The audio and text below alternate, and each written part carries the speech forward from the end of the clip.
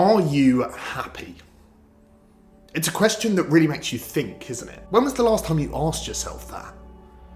Just close your eyes and contemplate it for a moment. It makes you really dig deep. There's an answer in there somewhere, whether it's yes, no, maybe soon, or I don't know. But it's there. I think the hardest thing is to work out what you actually mean when you ask that question. And that's what makes it such a fun question. Does it mean, are you happy now? Does it mean, are you fulfilled? Are you happy at home or at work or long-term or short-term, with friends or on your own? The question is so personal and unique for each person. And that's what makes happiness as a topic so important, because it really makes you consider the happiness of yourself and those around you. The thing about happiness is it can be tied to so many things. It can be your mood that day, or how you consider your mental health to be.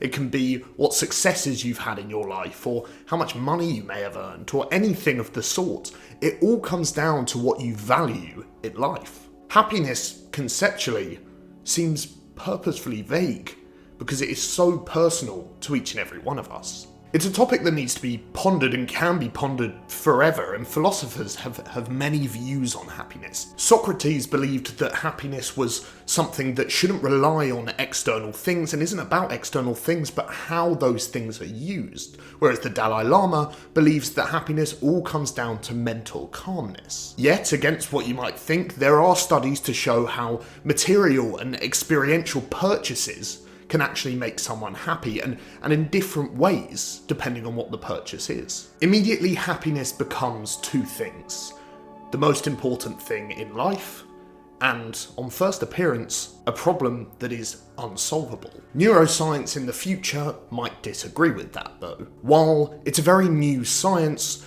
and much of the findings are not conclusive but more exploratory, we do understand how the brain makes us feel happy, with dopamine flooding the nucleus accumbens when the brain receives positive stimuli. But why we get this pleasure, this happiness, and why we derive it from that dopamine is still something that needs to be solved. For me personally, happiness is an underlying feeling of contentment.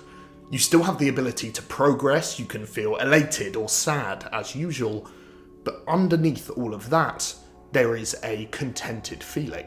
Whether that's actually attainable, whether that's realistic, whether it's a very standard view of what people think happiness is, I don't know. But one thing I definitely do agree with is that to be happy is one of the biggest desires in life, and definitely one of my biggest goals. And that's why in the future I'm going to be tailoring a lot more of my videos around happiness, exploring activities that are supposedly meant to promote happiness, going into the history, the philosophy, the psychology, the science, and maybe even getting out into the world and understanding what makes other people happy. As I said, it's a very personal experience. So if you're interested in seeing that sort of thing around happiness, make sure to subscribe, like the video, and leave a comment to let me know what makes you happy, or what videos you'd like to see around happiness.